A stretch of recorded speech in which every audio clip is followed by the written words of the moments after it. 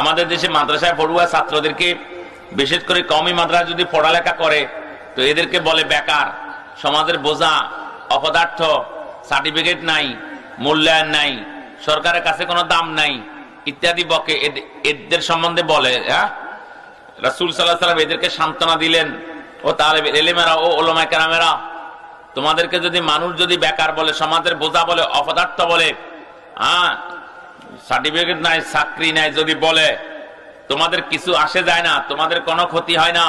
কারণ মহান রব্বুল আলামিন, যিনি মালিকে কায়নাত, যিনি খালিকে কায়নাত, যিনি জুল জালাল, যিনি ফররদিগার আলম, তিনি তোমাকে, তোমার বুকের ভিতর, সিনার ভিতর যদি সূরা ইয়াসিন থাকে, তো তোমাকে ভদ্র, নম্র, আদর্শবান বলে আল্লাহ পাক বলতেছেন। আল্লাহ পাক যদি কাউকে ভদ্র, নম্র, আদর্শবান বলে, তো সারা পৃথিবী যদি তাকে, আকাশ বাতাস, তরুলতা, গ্রহ নক্ষত্র, সূর্য চন্দ্র, কীট পতঙ্গ, তাকে যদি সমাজের বোঝা, অপদার্থ যদি তাকে বলে, তার কিছু আসে যায় না। এই জন্য তালেবের ইলম উলামায়ে কেরামের বড় ফজিলত বয়ান করছে। আর আপনারা উলামায়ে কেরামের সাথে থাকবেন, যতদিন তাবলীগ দুই পার্টি একসাথ না হইয়া যায়, ততক্ষণ পর্যন্ত আপনারা উলামায়ে কেরামের দলে, উলামায়ে কেরামের সাথে থাকিয়েন। আর এটা রাসূল সাল্লাল্লাহু আলাইহি ওয়াসাল্লামের নির্দেশনা, কুন আলিমান আও মুতাআল্লিমা আও মুস্তামিআ আও মুহিব্বা ওয়ালা তাকুন খামিসান ফাতালি। তুমি আলেম হও, আর না হয় আলেমের ছাত্র হও, আর না হয় আলেমের কথা শুনো, নাহলে উলামায়ে কেরামকে মহব্বত করো। খবরদার, এরপরে তুমি যাইও না, তুমি ধ্বংস হয়ে যাবে। এই জন্য উলামায়ে কেরামের সাথে আপনারা থাকবেন, উলামায়ে কেরামের অন্তর্ভুক্ত, উলামায়ে কেরামের দলের মধ্যে আপনারা উলামায়ে কেরামের সাথে হইয়া থাকবেন। যাক বলতেছিলাম, সূরা ইয়াসিনের নাম, তার আরেক নাম হলো কলবুল কোরআন। সূরা ইয়াসিনের আরেক নাম হলো কলবুল কোরআন, কোরআনের দিল, কোরআনের কলব। কোরআনের কলব কেন বলা হয়েছে? পুরা কোরআনে যা কিছু বলছে সূরা ইয়াসিনে তা বলে দিয়েছে। পুরা কোরআনে বলছে, মানুষ তুমি কামিয়াব হতে চাও, মানুষ তুমি সফল হতে চাও। সফলতা বলে মানুষ যা চায়, মানুষের মনে যা চায় তা পেয়ে যাওয়া। মানুষ যা চায়, মানুষের মনে যা চায় তা পেয়ে যাওয়ার নাম হলো সফলতা। এই সফলতা দুনিয়াতে মিলবে না। আপনি চিরকাল জীবিত থাকতে চান, থাকতে পারবেন না। চিরকাল জওয়ান থাকতে চান, থাকতে পারবেন না। চিরকাল নাজ নেয়ামতের মধ্যে থাকতে চান, নাজ নেয়ামতের মধ্যে থাকতে পারবেন না। চিরকাল আপনি সুস্থ সবল থাকতে চান, সুস্থ সবল থাকতে পারবেন না। এই সব নিয়ামতগুলো আপনার বেহেশতে মিলবে, জান্নাতে মিলবে। হায়াতুন বেলা মত, চিরকালের জিন্দেগি দান করা হবে, মত কোনোদিন হবে না। আর শাবাবুন বেলা হারাম, চিরকালের জওয়ানি দান করা হবে, বার্ধক্য কোনোদিন আসবে না। সিহাতুন বেলা সাকাম, চিরকালের সুস্থতা দান করা হবে, রোগ ব্যাধি কোনোদিন হবে না। তানাউমিন বেলা বউ, চিরকালের নাজ নেয়ামত দান করা হবে, নাজ নেয়ামত কোনোদিন ছিনাই নেওয়া হবে না। চিরকালের জিন্দেগি, চিরকালের জওয়ানি, চিরকালের সুখ শান্তি, চিরকালের নাজ নেয়ামত, চিরকালের সুস্থতা, এই সবগুলো চিরকালের জন্য, আবাদুল আবাদ জিন্দেগির জন্য দান করা হবে। আর আপনি যা চাবেন, আপনার মনে যা চাবে, সেই জান্নাতে মিলবে। আকাশে পাখি উড়ে যাবে, আপনার নজরে পড়ছে পাখি, পাখির গোশত খাইতে মনে চাবে আপনার, তখন যাকে যাকে পাখি আপনার সামনে চলে আসবে, আপনাকে আসি সালাম করবে, সালাম করি বলবে, আতুরিদু আন তাকুলানি মাহমুমান মাশবিয়ান মাদবুকা। জান্নাতি, তুমি আমাকে খাইতে চাইতেছ, ফাঁকানো খাইবা না, রোস্ট খাইবা না, তুমি বুনা খাইবা, তুমি কেমনে খাইবা না, জোল খাইবা, কেমনে খাইবা, যেমনে খাইতে চান আপনার মনে চায় তেমনে তরকারিতে সাজিয়ে চলে আসবে। আবার খাতে খাতে আপনি পরিতৃপ্ত হবেন, ও হাড্ডি ফুঁক মারবেন হাড্ডির মধ্যে, আবার আকাশের ফাঁকি আকাশে উড়ে চলে যাবে, আকাশের ফাঁকি আকাশে উড়ে চলে যাবে না। আপনি যা চাবেন, আপনার মনে যা চাবেন তাই জান্নাতের মধ্যে পাওয়া যাবে। জান্নাতের মধ্যে আপনার মনে যা চায়, আপনার মনে যা চাবে। দুনিয়াতে একটা বিল্ডিং আপনার মনে চাইছে, কিন্তু সেই বিল্ডিং আপনার হাসিল হয় নাই, বিল্ডিং করার আগেই আপনার মৃত্যু হয়ে গেছে, বা বিল্ডিং করার আপনার সামর্থ্য হয় নাই। আপনি দবদবে সাদা বিল্ডিং এখানে দেখছেন, মনে চাইছেন একটা বিল্ডিং আমার হোক, কিন্তু হইয়া উঠে নাই। বেহেশতের মধ্যে বিল্ডিং হবে মাটির নয়, ইটের নয়, স্বর্ণের আর রূপার বিল্ডিং হবে। লিবিনাতুন মিন যাহাব ওয়া লিবিনাতুন মিন ফিদ্দা ওয়া মিলাতু আল মিসক ওয়া তুরাবু আল জাফরান ওয়া সাখরাতু আল ইয়াকুত ওয়াল মারজান। বেহেশতের একটা ইট হবে স্বর্ণের, আর একটা ইট হবে রূপার, মাঝখানে মসল্লাগুলা তেজ খুশবুদার মশকের, জমিন হবে জাফরানের, পাথরগুলো হবে ইয়াকুত আর মারজানের। আর মাইয়াদখুলুহা ইয়ানাম, যে ব্যক্তি সে বেহেশতে প্রবেশ করবে সে নাজ নিয়ামতের মধ্যে থাকবে, ওয়ালা ইয়াখরুজ আবাদান, সে বেহেশতে থেকে কোনোদিন বাইর হবে না, বাইর হওয়া লাগবে না। তাই মেরে মোহতারম, আপনি যা চাবেন, আপনার মনে যা চাবে তার জান্নাতে মিলবে। আপনি যে বিবি দেওয়া হবে বেহেশতের মধ্যে। ওয়ালা নাসিমুন তুকসা খায়রুম মিনাদ দুনিয়া মা ফিহা, বেহেশতের বিবিদের ফরিদের একটা ওড়না যদি বিক্রি করতে আনে, সারা পৃথিবী বিক্রি করে একটা ওড়নার দাম দিতে পারবে না।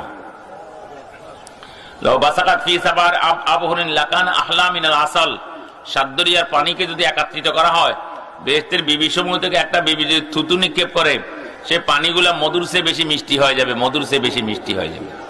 এবার আপনি চিন্তা করেন, ওয়ালা কাহারাসু ওয়াজহিয়া শামস ওয়াল কামার, তাদের চমকার দমকের সামনে, তাদের চেহারাতে যে জ্যোতি হবে, চমক দমক হবে, চমক দমকের সামনে সূর্যের আলো মলিন হয়ে যাবে, যেভাবে সূর্যের সামনে চাঁদের আলো মলিন হয়ে যায়। এই জান্নাতে সব মিলবে আপনার, আপনি যা চাবেন, আপনার মনে যা চাবেন তা মিলবে আপনার ঈমান ও আমলের বদৌলতে। ঈমান হলো আল্লাহ পাকের জাত ও সিফাতকে বিশ্বাস করা, একক। আল্লাহ পাকের জাত ও সিফাতের মধ্যে কোনো শরীক নাই, কোনো কি নেই, শরীক নাই, দুই খোদা নাই, খোদা দুজন নাই। এবং আল্লাহ পাক আমাদের স্রষ্টা, আর কোনো স্রষ্টা নাই। আল্লাহ পাক আমাদের মালিক, আর কোনো মালিক নাই। আল্লাহ পাক আমার আপনার হায়াত মতের মালিক, ইজ্জত বেইজ্জতির মালিক, উন্নতি অবনতির মালিক, উত্থান পতনের মালিক, দরিদ্রতা সচ্ছলতার মালিক এবং দিন দুনিয়ার মালিক। দিন দুনিয়ার মালিক কোন? আল্লাহ। তাই দিন দুনিয়ার মালিক আল্লাহ মাওলানা, এই গজল সঠিক গজল, নিটেল ক্লিন গজল, স্বচ্ছ গজল, আসল গজল। আর দিন দুনিয়ার মালিক বাবা মাওলানা, গেরেট বন্ড আর বন্ডামি গজল। এটা দিন দুনিয়ার মালিক বাবা মাওলানা হতে পারে না, দিন দুনিয়ার মালিক আল্লাহ মাওলানা। মহান রব্বুল আলামিন সম্পর্কে আপনার আমার ধারণা থাকবে, ইয়াকিন থাকবে, লা জিদ্দালা ওয়ালা নিদ্দালা ওয়ালা আসলালা ওয়ালা আসিলালা ওয়ালা শিবহালা ওয়ালা শাবিহালা ওয়ালা মিসলালা ওয়ালা মাসিলালা ওয়ালা ওয়াজিরালা ওয়ালা নাজিরালা ওয়ালা মুশিরালা ওয়ালা ওয়ালিদালা। মহান রব্বুল আলামিনের পৃথিবীর বুকে কোনো সমকক্ষ নাই, সমতুল্য নাই, সামঞ্জস্য নাই, উপমা নাই, মেসাল নাই, নমুনা নাই, দৃষ্টান্ত নাই। তিনার উপরে কেউ নাই, সাইডে কেউ নাই, তিনার ওজির নাই, তিনার নাজির নাই, তিনার কোনো কমিটি নাই, তিনার সভাপতি নাই, তিনার কোনো সেক্রেটারি নাই, তিনার কোনো ছেলে নাই, তিনার কোনো ফিতা নাই, তিনার কোনো মামাতো ভাই খালাতো ভাই নাই, তিনার কোনো কেউ আত্মীয় নাই। হুয়া হু তিনি, আমরুহুল আমর, তিনার হুকুমে হুকুম, ফসলুহুল ফসল, তিনার সিদ্ধান্ত সিদ্ধান্ত, আমরুহু বাইনাল কাফ ওয়ান নুন, কোনো কিছু তিনি করতে চাবেন, কোন শব্দ বলবে সাথে সাথে তা হয়ে যাবে, সাথে সাথে তা হয়ে যাবে। মেরে মোহতারাম, মহান রব্বুল আলামিন শুধু কোন শব্দ বলার সাথে সাথে হয়ে যাবে। মহান রব্বুল আলামিন সম্পর্কে আপনার আমার ধারণা, আপনার আমার ইয়াকিন, বিশ্বাস থাকবে। মহান রব্বুল আলামিন তিনি হুয়াল আউয়াল ফালাইসা ক্বাবলাহু শাই, যিনি সবার আগে ছিলেন, যার আগে আর কেউ ছিল না। হুয়াল আখির ফালাইসা বাদাহু শাই, যিনি সবার পরে থাকবেন, যার পরে আর কেউ থাকবে না। হুয়াজ জাহির ফালাইসা ফাওকাহু শাই, উনি সবার উপরে আছেন, যার উপর আর কেউ নেই। হুয়াল বাতিন ফালাইসা দুনাহু শাই, তিনি গোপনে আছেন, তিনি ছাড়া কেউ নাই। হুয়া কুল্লু শাই, তিনি সবকিছু কর্তা ধর্তা। বিইজনিহি কুল্লু শাই, তিনার হুকুমে সারা পৃথিবী নিয়ন্ত্রণ হয়। বিইজনিহি রুফিয়াতিস সামা, তিনার এক নির্দেশে আসমান এভাবে দাঁড়িয়েছে। বিইজনিহি বুসিতাতিল আরদ, তিনার এক নির্দেশে জমিন এভাবে বিছেছে। বিইজনিহি জারাতিল আনহার, তিনার এক নির্দেশে নদ নদী খালবিল আপন গতিতে চলতেছে। বিইজনিহি ইয়াখরুজুল হালিম মিনাল বাকার, তিনার এক নির্দেশে গাভী থেকে দুধ আসতেছে। বিইজনিহি তাখরুজুস সিমার মিনাল আশজার, তিনার এক নির্দেশে গাছগাছালি থেকে ফল ফলাদি বের হচ্ছে। বিইজনিহি তাখরুজুন নাবাতাত মিনাল আরদ, তিনার এক নির্দেশে জমিন থেকে ফসলাদি উৎপাদন হচ্ছে। তিনি যখন আবার দ্বিতীয়বার নির্দেশ দিবেন, ইজার শামসু কুব্বিরাত, সূর্য আলোহীন হয়ে যাবে। ওয়াইজাল নুজুমুন কাদারাত, নক্ষত্রগুলা সিডে সিডে জমিনে পড়ে যাবে। ওয়াইজাল জিবালু সুইরাত, পাহাড়গুলা তুলার মতো উঠতে থাকবে। ওয়াইজাল বিহারু সুজ্জিরাত, সাগরে আগুন ধরে যাবে। ওয়াইজাল আরদু মুদ্দাত, জমিন সমতল হয়ে যাবে। ওয়াইজাল কবরু বউসিরাত, কবরের প্রাণীগুলা সব কবর উপর উঠে যাবে। যিনার এক নির্দেশে সারা পৃথিবীর সৃষ্টি, আরেক নির্দেশে সারা পৃথিবীর ধ্বংস, তিনি হলেন আমাদের মহান আল্লাহ, মহান রব্বুল আলামিন। তার সাথে আমাদের আমল লাগবে, আমল, ঈমান আর আমলের বদৌলতে আল্লাহ পাক জান্নাত দিবেন। আমল লাগবে, আমলের মধ্যে সবচেয়ে বড় আমল আমাদের নামাজ। নামাজ, 5 ওয়াক্ত নামাজ ইহতিমামের সাথে গুরুত্ব সহকারে আপনাকে আমাকে পড়া। ঈমান আর আমল। কবরে গেলে একটা দৃশ্য দেখবেন, একটা অবস্থা দেখবেন। কবরে যখন যাবেন, আপনাকে আমাকে উত্তর দিকে মাথা দিয়ে কিবলামুখী করে শোয়াইছে, মুনকার নাকির আসি আপনাকে আমাকে জাগাবে। জাগাইয়া বলবে মার রব্বুকা, তোমার রবকে, ওমা দিনুকা, তোমার ধর্ম কি, ওমার নাবিয়ুকা, তোমার নবীকে। তিনটা প্রশ্ন আমাদেরকে করবে। আর ওইদিকে পশ্চিম দিকে তাকাই দেখবেন যে সূর্য ডুবো ডুবো অবস্থায় সূর্য ডুবতেছে। তখন আপনি আমি চিন্তায় পড়ে যাব। কবরে যখন দেখবো যে পশ্চিম দিকে সূর্য ডুবের, তখন চিন্তা করবো যে সূর্য কেন ডুবতেছে। তখন আপনার আমার দিলে সাক্ষী দিবে যে ও সূর্য ডুবতেছে, আসরের টাইম চলে যান, আমি তো আসর নামাজ পড়ি না, আমি ঘুম থেকে উঠছি, এখন আসর নামাজ তো পড়ি নাই। তখন আপনার কাছে বড় বেচাইনি আর অস্থিরতা লাগবে। আপনি যদি নামাজি হন, নামাজের জন্য আপনার মহব্বত আর মায়া লাগবে। তখন ওদেরকে বলবেন যে তোমরা এখন কথা বলিও না, আমি এখন নামাজ পড়বো, নামাজ পড়ার পরে তোমাদের সাথে কথা বলবো। তখন ফেরেশতারা বলবে কাতফুস্তাই আব্দুল্লাহ, খোদার বান্দা, তুমি আল্লাহ পাকের প্রথম পরীক্ষায় পাশ হইয়া গেছে, আল্লাহ পাকের প্রথম পরীক্ষায় পাশ হইয়া গেছ মেরে মোহতারম। এজন্য মেরে মোহতারম, নামাজ, 5 ওয়াক্ত নামাজ ইহতিমামের সাথে জামাতের সাথে পড়বেন। জামাতের সাথে পড়তে পড়তে নামাজের একটা মায়া আসবে। এখানে যদি মায়া সৃষ্টি না হয়, আপনি 1 চিল্লার জন্য তবলিগে চলে যান, 1 চিল্লা 3 চিল্লার জন্য তবলিগে যান, 1 চিল্লা 40 দিন আপনি তখন তাকবীরুল্লাহর সাথে নামাজ পড়বেন। দেখবেন নামাজের একটা মায়া আপনার দিলের মধ্যে আসবে, মমতা একটা দিলের মধ্যে আসবে, নামাজের একটা গুরুত্ব আপনার আমার দিলের মধ্যে আসবে। তাই আপনাকে আমাকে এই গুরুত্ব নিয়ে যখন কবরে যাব, কবরেও আপনার আমার নামাজের গুরুত্ব আর মায়া থাকবে। রাসূল সাল্লাল্লাহু আলাইহি ওয়াসাল্লাম বলছেন তোমরা যে অবস্থা দুনিয়াতে আসো, কবরও তোমাদের সেই অবস্থায় থাকবে। তাই অবস্থা ভালো যদি করেন, অবস্থা এমন সৃষ্টি করেন দুনিয়াতে যে অবস্থায় আপনার আমার নামাজের জন্য নামাজ ছুটে যায়, মানে কলিজা ছিঁড়ে যায়, কলিজা যেন আপনার রু বের হয়ে যায়, এই অবস্থা যেন হয়, তো কবরও আপনার সেই অবস্থা হবে। ওমর রাদিয়াল্লাহু তাআলা আনহুকে রাসূল সাল্লাল্লাহু আলাইহি ওয়াসাল্লাম বলছেন, ওমর কি অবস্থা তোমার হবে? বলে কোন সময় ইয়া রাসূলুল্লাহ?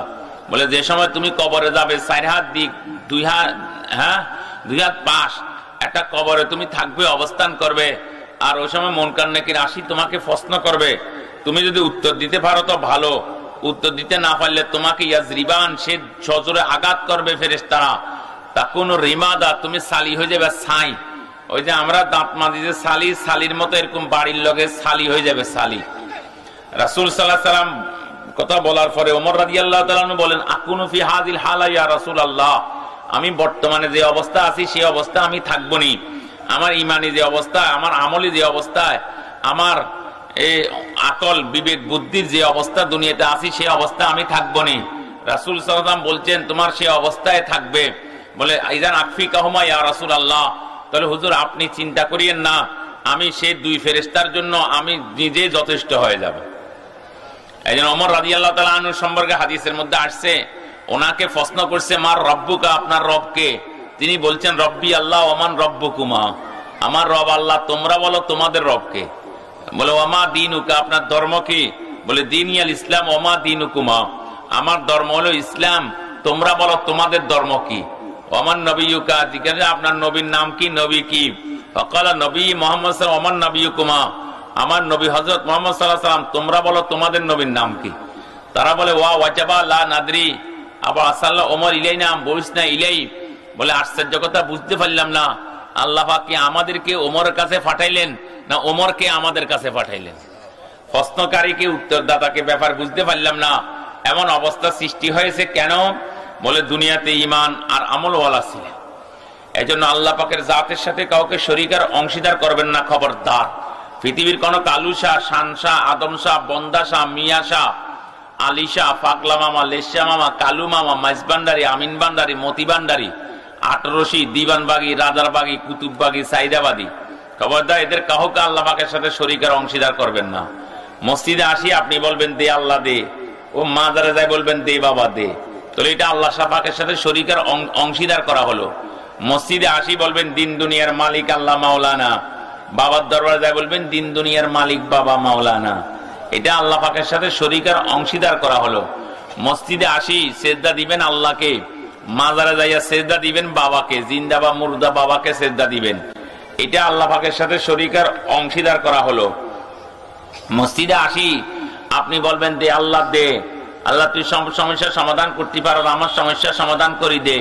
ও বাবার দরবার দেখুন, বাবা তুই সব সমস্যার সমাধানকারী, আমার সমস্যার সমাধান করি দে, তাহলে এটা আল্লাহ পাকের সাথে শরীক আর অংশীদার করা হলো। খবরদার লা শারীকা লা, মহান রব্বুল আলামিনের পৃথিবীর বুকে কোনো শরীকের অংশীদার নাই। আল্লাহ পাকের সাথে কাউকে শরীকের অংশীদার করবেন, দুনিয়াতে আপনি আব্দুল্লাহ আব্দুর রহিম হবেন, আব্দুল সত্তার আব্দুল খালেক হবেন, আদমশুমারিতে মুসলমান হবেন, কাজ কারবারে মুসলমান হবেন, সকাল সন্ধ্যা মুসলমান হবেন, রমজানে কোরবানে মুসলমান হবেন, ঈদে সাদে মুসলমান হবেন, কাগজে পত্রে মুসলমান হবেন। কিন্তু আপনি মাজারে সেজদা দিবার কারণে, মাজারের দে বাবা দে বলার কারণে, মাজারওয়ালা থেকে সমস্যার সমাধান চাওয়ার কারণে, মাজারওয়ালাটাকে ছেলে চাওয়ার কারণে, মাজারওয়ালা থেকে পরীক্ষা পাশ করা বিদেশ গমন করা চাওয়ার কারণে আপনি কাল কিয়ামতের ময়দানে ওই রমেশ্বর সতীশবাবু, নিরঞ্জন বিভীষণ, যারা দেবদেবীর পূজা করেছে, কালিমার পূজা করেছে, দুর্গা পূজা করেছে, আপনি দরগা পূজা করনেওয়ালা আর দুর্গা পূজা করনেওয়ালা এক কাতারে দাঁড় করানো হবে, এক রশিতে পেঁচানো হবে, একসাথে জাহান্নামে নিক্ষেপ করা হবে। লা ইয়াখাফু উকবাহা, কোনো পরোয়া আল্লাহ পাক করবেন না। খবরদার, মহান রব্বুল আলামিনের সাথে পৃথিবীর বুকে কাউকে শরীকের অংশীদার করবেন না। এটা হলো ঈমানের তাকাজার চাহিদা। এবার আসেন একটু শানে নুজুল বলি, কোন সময় কোন কারণে এই সূরা ইয়াসিন অবতীর্ণ হইয়াছে। রাসূল সাল্লাল্লাহু আলাইহি সাল্লাম কোরআন শরীফ পড়তেছেন জোরে জোরে, এজন্য জোরে জোরে কোরআন শরীফ পড়া এটা সুন্নাত। আপনারাও জোরে জোরে জোরে আওয়াজে একটু কোরআন শরীফ পড়বেন, হ্যাঁ, যাতে করে নিজের কানে শোনা যায়, নিজের দিলের উপর যেন ধাক্কা লাগে, নিজের কানে শোনা যায়, দিলের উপর ধাক্কা লাগে, এমন জোরে কোরআন শরীফ পড়বেন। তাহাজ্জুদের মধ্যে জোরে জোরে কোরআন শরীফ পড়বেন, যাতে করে নিজের কানে শোনা যায়। তো এতে করে আপনার ঈমান, আপনার এই দিল শান্তি হবে এবং আপনার কান্না আসবে, কান্না নামাজের মধ্যে একটা হালত সৃষ্টি হবে আপনার জোরে জোরে কোরআন শরীফ পড়লে। তো হুজুর সাল্লাল্লাহু আলাইহি সাল্লাম মক্কা শরীফে জোরে জোরে কোরআন শরীফ পড়তেছিলেন। আবু জেহেল, আবু লাহাব, উতবা, সাইবা, আসমিন ওয়াইল, এরা কাফেরের এক দল। তারা চিন্তা করলো মুহাম্মদ সাল্লাল্লাহু আলাইহি সাল্লাম যে ললিত কণ্ঠে মিষ্টি সুরে কোরআন শরীফ পড়তেছে, না জানি মুহাম্মদ আলাইহিস সালাম এভাবে যদি পড়তে থাকে, আমাদের বিবি বাচ্চারা যদি শুনে, তাহলে তারা তো কলমা পড়ে মুসলমান হয়ে যাবে, মুহাম্মদ সাল্লাল্লাহু আলাইহি সাল্লামের ফাল্লা বাড়ি হয়ে যাবে। না, মুহাম্মদ সাল্লাল্লাহু আলাইহি সাল্লামকে বাধা দিতে হবে। তারা বাধা দিবার জন্য আগায় আসতেছিল। যখন রাসূল সাল্লাল্লাহু আলাইহি সাল্লামের কাছে গনিয়ে গেছে, আল্লাহ পাক তাদের ফাগুলাকে জমিনে আটকাই দিলেন, হাতগুলাকে এভাবে সোরের মতো কাদের গলার সাথে বাঁধি দিলেন কুদরতি রশি দিয়া, আর তাদের চোখগুলা অন্ধ বানাই দিলেন। আর পারবেনি মারতে পারে, হাতও চলে না, পা চলে না, চোখও চলে না। ও মুখ খোলা রাখছেন, আল্লাহর কুদরতের খেলা, মুখ খোলা রাখছে।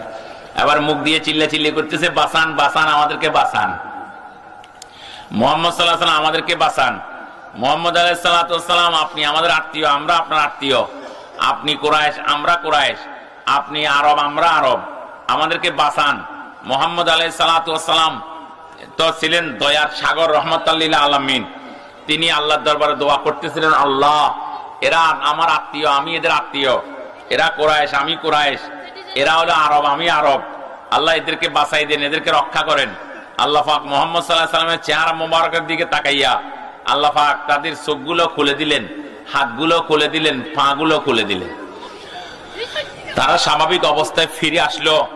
মুহাম্মদ আলাইহিস সালাতু ওয়াস সালাম এই সুযোগে তাদেরকে দাওয়াত দিতে লাগলেন। তাদেরকে বলতেছিলেন, হে আবু জেহেল, আবু লাহাব, উতবা, সাইবা, আসমিন ওয়াইল, দেখো তোমাদেরকে আল্লাহ পাক একটা কুদরতের নমুনা দেখাইছে। তোমরা আমাকে মারতে আসতেছিলে, আমার আল্লাহ তোমাদেরকে ধরি বসেছে, পাগুলা আটকায় দিয়েছে, চোখগুলা অন্ধ বানাই দিয়েছে, এবং তোমাদের হাতগুলাকে তোমাদের গর্দানের সাথে কুদরতি রশি দিয়ে বাঁধি দিয়েছে। এখন আমি দোয়া করার পর আবার খুলে দিয়েছে।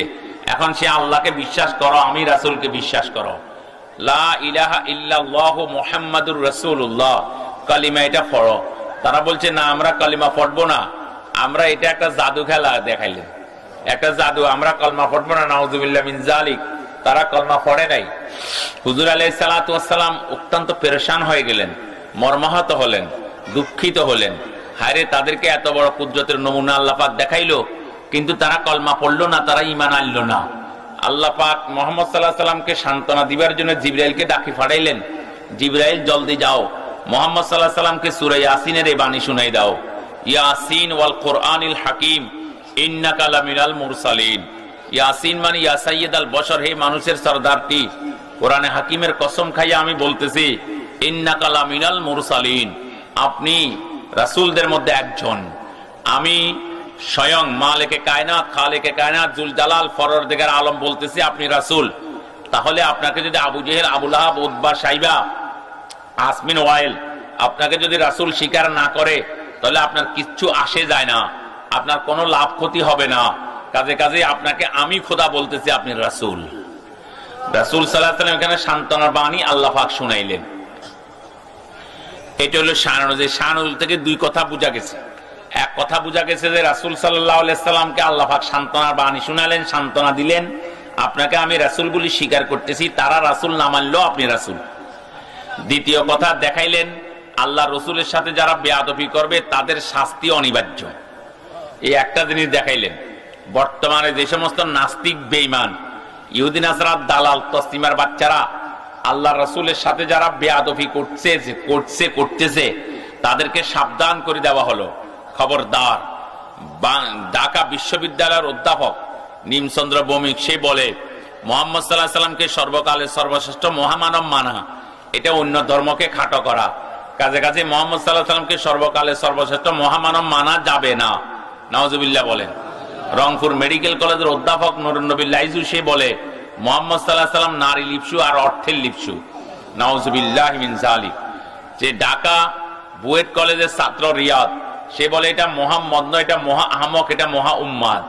মহা উম্মাদ। রাজশাহী বিশ্ববিদ্যালয়ের ধূমকেতু শিল্পী গোষ্ঠী কর্তৃক আয়োজিত একটা নাটক হয়েছে। নাটক, সেই নাটকের ভিতর একটা ছেলের নাম রাখছে মোহাম্মদ, তাকে নাটকের ভিতর সামসা বানাইছে। সামসা মোহাম্মদ সাল্লাল্লাহু আলাইহি ওয়াসাল্লামকে সামসা বানানোর উদ্দেশ্য, মোহাম্মদ সাল্লাল্লাহু আলাইহি ওয়াসাল্লামকে সামসা বানানোর উদ্দেশ্য। তাই মেরে মোহতারম, এই নাস্তিক বেঈমানদেরকে আল্লাহ পাক এখানে সাবধান করে দিলেন, খবরদার আমার রাসূলের ইজ্জতের উপর আঘাত আনিও না। রাসূলের ইজ্জতের উপর যে আঘাত আনতে যাও, রাসূলকে যদি কটাক্ষ আর কটূক্তি করতে যাও, তো আল্লাহ পাকের ধরা তোমাদের জন্য অনিবার্য হয়ে যাবে। আল্লাহ পাক যদি তোমাদেরকে ধরতে আসেন, যদি ধরি বসে, তো পৃথিবীর কোন রাম, পৃথিবীর কোন বাম, পৃথিবীর কোন পশ্চিমায়নজিও নারীবাদী সংস্থা, বুশ ওবামা, অ্যাটমিক শক্তি, পারমাণবিক বোম, সিআইএ, মোসাদ আল্লাহর গজব থেকে তোমাদেরকে রক্ষা করতে পারবে না। আল্লাহর গজব থেকে রক্ষা তোমাদের হবে না।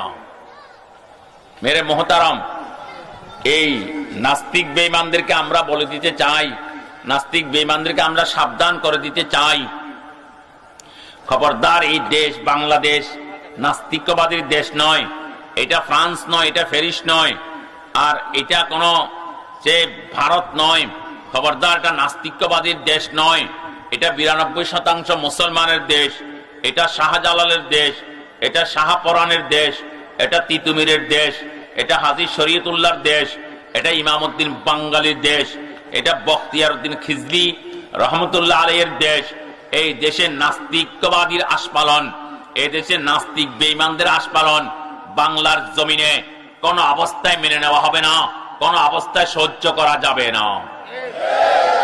মেরে মোহতারম, আসলে এদেরকে বিচারের সম্মুখীন যদি করা হইতো, তো এইভাবে ডজনের ডজনের নাস্তিক আর বাংলার জমিনে পাওয়া যাইত না।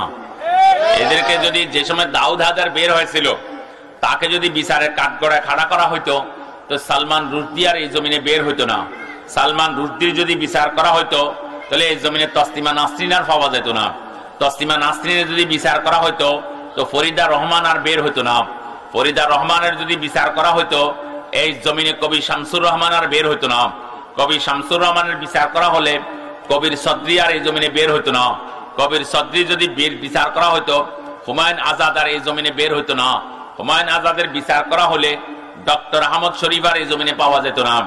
ডক্টর আহমদ শরীফের বিচার যদি করা হইতো, এই জমিনে এই ইমরান সরকার, আমির রহমান, আল্লামা শয়তান, আরিফুর রহমান টুটুল, ইব্রাহিম খলিল, আসিফ মহিউদ্দিন, লতিফ সিদ্দিকী, টিটু রায়, বিলাস চন্দ্র পাল, আসাদ নূর নামে কুলাঙ্গার এই জমিনে আর কখনো পাওয়া যেত না। এক নাস্তিককে শাস্তি দিয়া লক্ষ নাস্তিককে সোজা করার নাম ছিল ইসলাম। কিন্তু আমরা নাস্তিকদেরকে এই কথা বলে দিতে চাই, খবরদার, আল্লাহ রাসূলকে গালি দিয়ে বাংলার এই জমিনে মুক্ত আকাশে মুক্ত বাতাসে সে দাউদ হায়দার থাকতে পারে নাই, তসলিমা নাসরিন থাকতে পারে নাই, ফরিদা রহমান থাকতে পারে নাই, ডক্টর আহমদ শরীফ থাকতে পারে নাই, তসলিমার বাচ্চারা থাকতে পারে নাই। কাজে কাজে তোমরা বর্তমান নাস্তিক যারা বাংলার এই মুক্ত আকাশে মুক্ত বাতাসে, তোমাদের ঠিকানার ঠাঁই হবে না। তসলিমা যে জায়গায় গিয়েছে সে জায়গায় তোমাদেরকে যাইতে হবে। বাংলার মানুষ এটা সহ্য করবে না কোনো অবস্থায় নয়। বিশেষ করে আমি যুব সমাজকে বলবো, যুব সমাজ আমাদের অলংকার, যুব সমাজ আমাদের অহংকার, যুব সমাজ আমাদের লক্ষ টাকার চেক, যুব সমাজ আমাদের এক একটা আম ও কাঁঠালের বিচি, এক একটা আম কাঁঠালের বিচির মধ্যে লক্ষ আম লক্ষ কাঁঠাল যেভাবে লুকানো থাকে, এক একটা যুবকের মধ্যে লক্ষ মানুষের হেদায়েতের যোগ্যতা আল্লাহ পাক লুকাই রেখেছেন। যুব সমাজ যখন দাঁড়ায় যায়, ইসলামের জন্য নিবেদিত প্রাণ হয়ে যায়, কোন বাপের বেটা ক্ষমতা নাই সেই ইউনিয়নে সেই এলাকাতে কোন নাস্তিকবাদী প্রচার ও প্রসার করবে, কোন ইসলাম বিরোধী কোন আল্লাহ রসুলকে কটাক্ষ আর কটূক্তি করে সেই এলাকাতে কথা বলবে, কোন বাপের বেটার কোন মায়ের বেটির ক্ষমতা থাকে না। যুব সমাজ আমরা তোমাদেরকে বলতেছিলাম, তোমাদের দ্বারা ইসলামের বড় খেদমত এবং কাজ হয়েছে। তোমাদের রাসূল তোমাদের জন্য দোয়া করেছে, লাকাদ নুসিরতু বিশ-শাবাব, আমি আমার যুবকদের দ্বারা দ্বীনের বড় কাজ পেয়েছি। এক যুবক যার নাম উকবা ইবনে নাফি, আফ্রিকা মহাদেশে পাঠানো হয়েছিল, আফ্রিকা মহাদেশে ইসলামী বিজয় পতাকা উড়াই দিয়েছে। এক যুবক যার নাম তারেক বিন জিয়াদ, সুদূর স্পেনে পাঠানো হয়েছিল, স্পেনের বিশাল এরিয়াতে ইসলামী বিজয় পতাকা উড়াই দিয়েছে। এক যুবক যার নাম মোহাম্মদ বিন কাসিম বিন মোহাম্মদ সাকাফি, ভারতবর্ষে পাঠানো হয়েছিল, ভারতবর্ষে ইসলামী বিজয় পতাকা উড়াই দিয়েছে। এক যুবক যার নাম আমর ইবনুল আস, সুদূর মিশর রাজ্যে পাঠানো হয়েছিল, মিশর রাজ্যে ইসলামী বিজয় পতাকা উড়াই দিয়েছে। এক যুবক যার নাম শেখ কুসুম বিন আব্বাস, সুদূর চীনে পাঠানো হয়েছিল, চীনের বিশাল এরিয়াতে ইসলামী বিজয় পতাকা উড়াই দিয়েছে।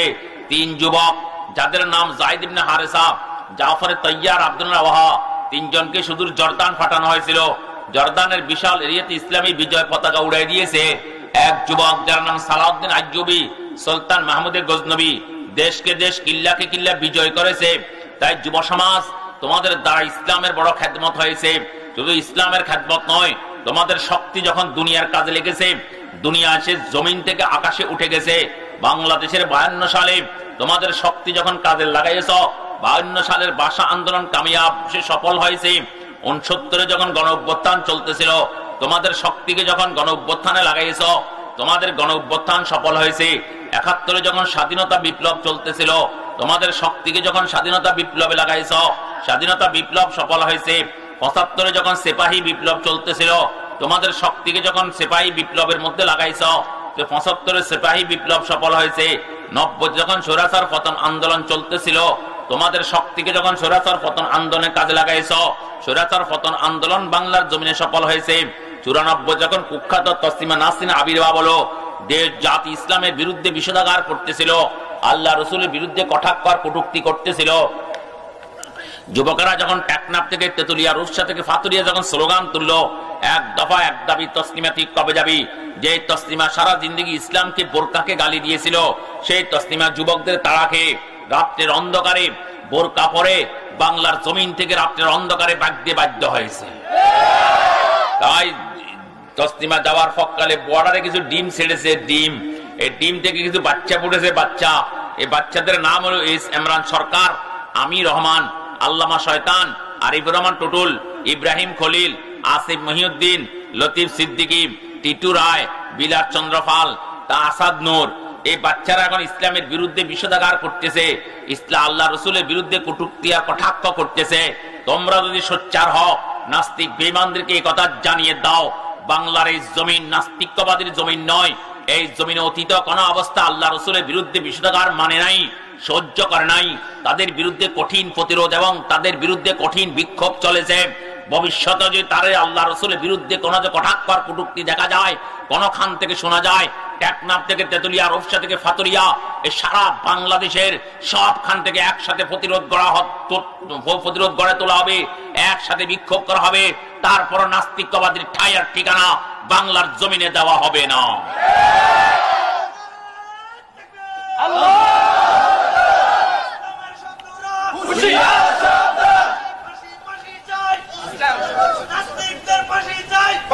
মেরে মোহতারম, তো বলতেছিলাম যুবকদের দ্বারা ইসলামের বড় কাজ, ইসলামের বড় খেদমত হয়েছে।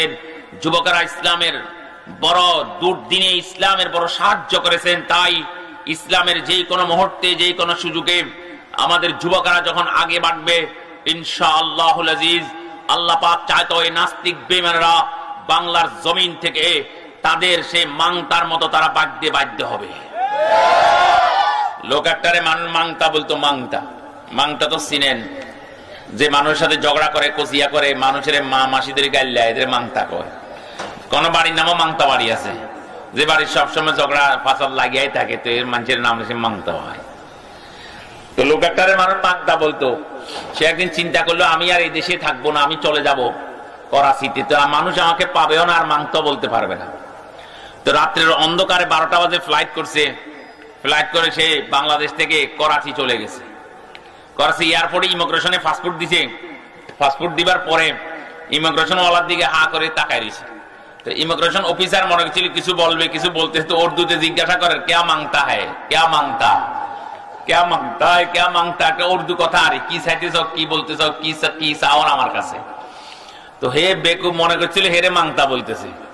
হে এবার কথা, হায় আফসোস, মাথার উপর হাত দি বলে যে মাংতা তুন বাঁচার জন্য আমি বাংলাদেশ ছাড়ে করাচি চলে আসলাম, রাতের 12টা বাজে ফ্লাইট করলাম, আর আমার হে মাংতাতুন আমি বাঁচতে পারলাম না। আমি করাচি আসিও এমন মাংতা আমাকে শুনতে হইতেছে, আমার মাংতা আমার পিছু ছাড়লো না, কে বা কারা ফোন করে দিছে যে আমাদের দেশে মাংতা তো তোদের দেশে আসতেছে। এই মাংতাতুন আমি বাঁচতে পারলাম না। এদের অবস্থা, নাস্তিক বেঈমানদের অবস্থা বাংলার জমিনে মাংতার অবস্থা হবে ইনশাআল্লাহুল আজিজ। শহরে বন্দরে, শহরে বন্দরে, গ্রামে গঞ্জে, হাটে বাজারে, ওয়াজের স্টেজে, উজানিতে, জিরিতে, যেখানে তাদেরকে পাওয়া যাবে, জাতি জুতা দিয়া তাদেরকে সাইজ করবে, জুতা মারিয়া তাদেরকে ঠিক করা হবে ইনশাআল্লাহ। সেই পরিস্থিতি, সেই পরিবেশ বাংলার জমিনে তৈরি হয়েছে, হবে ইনশাআল্লাহুল আজিজ। কোথায়ও তাদের ঠিকানা, কোথায়ও তাদের ঠাঁই হবে না। নাস্তিকবাদের ঠিকানা বাংলার জমিনে হবে না। যেহেতু তোমাদের বাপের মায়া তোমাদের কাছে আছে, তোমাদের মায়া তোমাদের কাছে আছে, তোমাদের বিরুদ্ধে, তোমাদের বাপের বিরুদ্ধে কিছু বললে আইন প্রণয়ন আছে, আল্লাহ রাসূলের বিরুদ্ধে কিছু বললেও বাংলার তৌহিদি জনতা কোন অবস্থায় মানবে না। তাদেরকে বিচারের সম্মুখীন করতে হবে, কাঠ গড়ায় তাদেরকে দাঁড়াইতে হবে, তাদের বিরুদ্ধে বিক্ষোভ করা হবে, তাদের বিরুদ্ধে স্লোগান দেওয়া হবে। যতক্ষণ পর্যন্ত নাস্তিকবাদীর থেকে জমিন ফাঁক আর সাফ না হয়, ততক্ষণ বিক্ষোভ আর প্রতিরোধ আর প্রতিবাদ চলতেই থাকবে। মহতারম, তাই আমি যুব সমাজকে বলবো, যুব সমাজ আজকে থেকে আর কিছু হোক না হোক 5 ওয়াক্ত নামাজটা ধরো। একবার আজম করি ভালো যে মসজিদ কেন্দ্রিক আমাদের ফান্ডিগানা মসজিদ কেন্দ্রিক আজকে আমাদের ওয়াজ। কালকে থেকে যদি আমরা যদি নামাজ ছাড়িয়ে দিই বা নামাজ না পড়ি, তাহলে ওয়াজের কোনো অর্থ হইতো না। বিশেষ করে আমি যুব সমাজকে বলবো, যুব সমাজ তোমরা ইনশাআল্লাহ নামাজটা ধরে ফেলো। বাকি ত্রুটি বিচ্ছুতি সেগুলো আল্লাহ পাক সারাই দিবেন এবং নামাজের উসিলে সেগুলো সেরে আসবে। রাসূল সাল্লাল্লাহু আলাইহি সাল্লামের দরবারে এক সাহাবী বললেন, হুজুর অমুক লোক দিনের বেলা নামাজ পড়ে, রাত্রে বেলা নামাজ পড়ে, তাহাজ্জুদ নামাজ পড়ে, দিনে চুরি করে। রাসূল সাল্লাম বললেন যে অতি শিগগির তার নামাজ তার চুরি থেকে তাকে ফিরাবে। তাই নামাজটা ধরেন। সব যুবক যেন আজকে থেকে নামাজ যেন কোনো অবস্থায় কাজা না হয়, নামাজ যেন না ছুটে, যা যেদিকে যাক নামাজ থাক। নামাজ কবরও প্রথম প্রশ্ন, হাসরের ময়দানও প্রথম প্রশ্ন, দুনিয়া তো সে নামাজের হিসাব প্রথম। কাজে কাজে নামাজ যেন না ছুটে ইনশাআল্লাহ। বাকি ত্রুটি বিচ্ছুতি আল্লাহ পাক দেখবেন, আল্লাহ ক্ষমা করবেন। মহতারাম, ইয়াসিন, ইয়াসিন মানে ইয়া সাইয়্যিদাল বশর, হে মানুষের সরদারটি। নবী আলাইহিস সালামকে আল্লাহ পাক মানুষের সরদারটি বললেন। নবী আলাইহিস সালামের নাম নিলেন না কেন? সব নবীর নাম ধরে ধরে আল্লাহ পাক ডাকছেন। ইয়া আদম উসকুন আনতা ওয়া যাওজুকাল জান্নাহ, আদম তুমি এবং তোমার বিবি স্বাচ্ছন্দ্যে বেহেশতে থাকো। আদম আলাইহিস সালামের নাম ধরলেন। কিলা ইয়া নূহ বিতি সালামিন মিন্না, হে নূহ নবী সালামতির সাথে নৌকা থেকে অবতরণ করুন। নূহ আলাইহিস সালামের নাম ধরলেন। ওমা তিলকা বিয়ামিনিকা ইয়া মূসা, হে মূসা তোমার ডান হাতে কি? মূসা আলাইহিস সালামের নাম ধরলেন। ওয়া নাদাইনাহু আইয়া ইব্রাহিম, আমি তাকে ডাক দিয়েছি হে ইব্রাহিম বলে। ইব্রাহিম আলাইহিস সালামের নাম ধরলেন। সব নবীর নাম ধরে ধরে আল্লাহ ডাকলেন, কিন্তু নবী মুহাম্মদ সাল্লাল্লাহু আলাইহি ওয়াসাল্লামের নাম ধরলেন না। কোরআনে কারিমে 6666 আয়াতের মধ্যে একবারও ইয়া আহমদ ইয়া মুহাম্মদ শব্দ দিয়ে আল্লাহ পাক ডাকলেন না। তামাম দুনিয়াবাসীকে আল্লাহ দেখাই দিলেন, ও দুনিয়াবাসী তোমাদের নবী আমার কাছে কত দামি, কত মানি, কত সম্মানী, দেখো তোমাদের নবীর নাম ধরে আমি একবারও ডাকি নাই। মানুষ যখন সম্মানী হয়, ইজ্জতওয়ালা হয়, তখন তার গুণবাচক শব্দ দিয়ে তাকে ডাকা হয়। হ্যাঁ, তাকে মুফতি সাহেব, মুহাদ্দিস সাহেব, তাকে হুজুর সাহেব তাকে বলা হয়, চেয়ারম্যান সাহেব, এমপি সাহেব, মন্ত্রী সাহেব বলা হয়। নাম ধরে ডাকা হয় না। মুহাম্মদ আলাইহিস সালামের গুণবাচক শব্দ ইয়া আইয়ুহান নবী বলে আল্লাহ পাক ডাকলেন, ইয়া আইয়ুহার রাসূল বলে ডাকলেন, তাহা বলে ডাকলেন, ইয়াসিন বলে ডাকলেন, ইয়া আইয়ুহাল মুজাম্মিল বলে ডাকলেন, ইয়া আইয়ুহাল মুদ্দাসসির বলে ডাকলেন, ইয়া ইনসান বলে ডাকলেন, ইয়া সাইয়্যিদাল বশর বলে ডাকলেন। ইয়া মুহাম্মদ আহমদ শব্দ দিয়ে আল্লাহ পাক একবারও ডাকেন নাই। তাম দুনিয়াবাসীকে দেখাইছেন তোমাদের নবী আমার কাছে কত দামি, কত মানি, কত সম্মানী, তোমাদের নবীর নাম ধরে আমি একবারও ডাকি নাই। সেই নবীর উম্মতি হবার আল্লাহ পাক আমাদেরকে তৌফিক দান করছেন। আল্লাহ পাকের কাছে শুকর, আলহামদুলিল্লাহ। আল্লাহ পাক এই কথাগুলোর উপর আমাদেরকে আমল করার তৌফিক দান করেন। ওয়া আখিরু দাওয়ানা আনিল হামদুলিল্লাহি রাব্বিল আলামিন।